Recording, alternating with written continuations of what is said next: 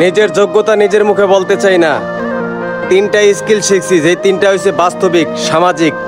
যে তিনটে স্কিল আমি যদি মনোযোগ দিয়ে কাজ করি, মাসে আমার অনায়াসে 30 থেকে 40 হাজার টাকা ইনকাম করতে পারি।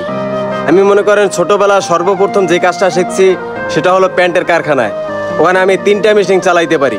একটা হচ্ছে আইলেট মেশিন, বারটেক মেশিন এবং ওভারলক। তো এই তিনটা মেশিন আমি চালাইতে পারি। ওখানে সর্বোচ্চ বেতন হয়েছে আপনার বারটেক মেশিনে।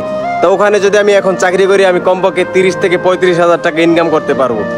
আবার যদি আসি ফার্নিচারের কাজ, ফার্নিচারের কোন মেশিন আমি চালাতে পারি, বিভিন্ন ধরনের আপনার স্টিক ডিজাইন আমি করতে পারি।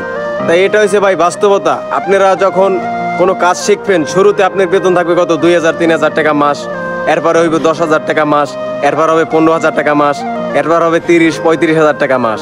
তাই ভাই কাজ কোনোটাই ছোট না, শূন্য থেকে শুরু করতে হবে নিজের জীবনকে এগিয়ে নিতে, যদি আপনারা চান আর কি।